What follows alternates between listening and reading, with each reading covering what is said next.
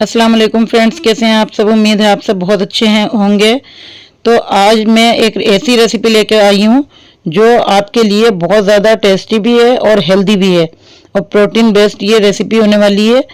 तो जो लोग वेट लॉस कर रहे हैं और अपने लिए कुछ हेल्दी ऑप्शन चूज़ करना चाहते हैं और पुराने खाने खा खा कर वही बोर हो चुके हैं, तो आपके लिए आज ये कलरफुल सी क्रीमी प्रोटीन रिच रेसिपी में लेकर आई हूँ।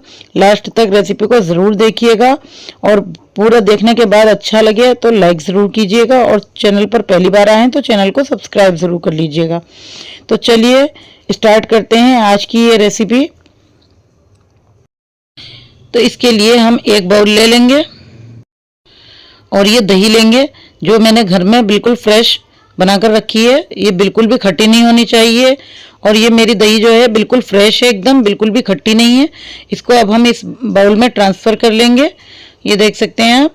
और इसको इतनी अच्छी तरह से आपको विस्क करना है, मतलब फेंटना है कि ये बिल्कुल क्रीमी हो जानी चाहिए। आप मैं आपको अभी आप देख सकते हैं ये लगभग 2 से 3 मिनट के लिए बिल्कुल अच्छी तरह से इसको विस्क करना है ताकि बिल्कुल एकदम क्रीमी टेक्सचर आ जाए। तो फ्रेंड्स ये देखिए बिल्कुल दही हमने अच्छी तरह से विस्क कर ली। अब हम इसमें टेस्ट के अकॉर्डिंग थोड़ा सा काला नमक डालेंगे। अब इसमें हमें सफ़ेद नमक बिल्कुल भी नहीं डालना है, काला नमक ही डालना है। और ये देखिए काली मिर्चों का पाउडर डाल दिया है मैंने इसके अंदर। आप टेस्ट के अकॉर्डिंग कम ज़्यादा कर सकते हैं ये सारी चीज़ें। और हल्का सा बिल्कुल ये सिर्फ खूबसूरती के लिए मैंने डाला है चिली फ्लेक्स, बिल्कुल थोड़ा सा डाला है। अब देखिए टमाटर लिए हैं मैंने और वाइट वाले चने ये बॉईल करके लिए हैं, पनीर लिया है और खीरे लिए हैं और प्याज लिए हैं। इन सारी चीज़ों को हमने बिल्कुल बारीक बारीक कट कर लिया है।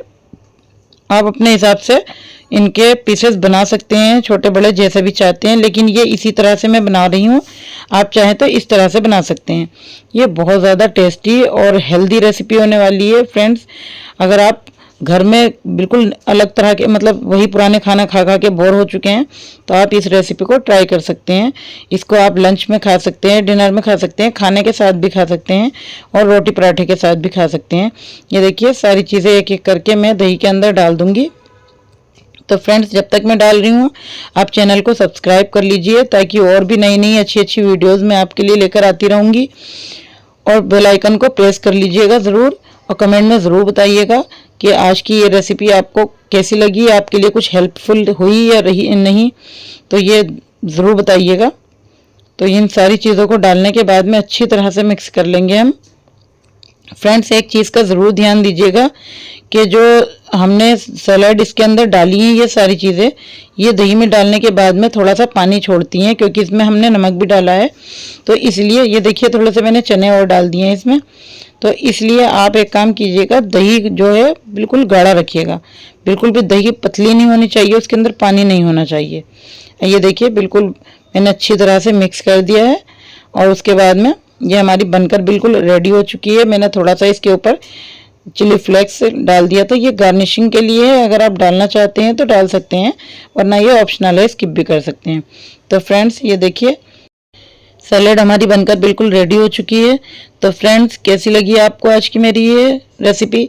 अगर थोड़ी सी भी अच्छी लगी हो तो लाइक ज़रूर कीजिएगा और चैनल पर पहली बार आए हैं तो चैनल को ज़रूर सब्सक्राइब कर लीजिएगा और बेल आइकन ज़रूर दबाइएगा ताकि आने वाली वीडियोस की नोटिफिकेशन आपको मिल सके। और कमेंट बॉक्स में अपनी राय का इजहार ज़रूर कीजिएगा और वीडियो को लाइक कीजिएगा अगर वीडियो अच्छी लगी हो तो, और आपको हेल्पफुल आपके लिए रही हो तो आप अपने फैमिली एंड फ्रेंड्स के साथ में शेयर भी ज़रूर कीजिएगा। तो चलिए मिलते हैं एक नई रेसिपी के साथ में। अल्लाह हाफिज़, अस्सलाम वालेकुम, बाय बाय।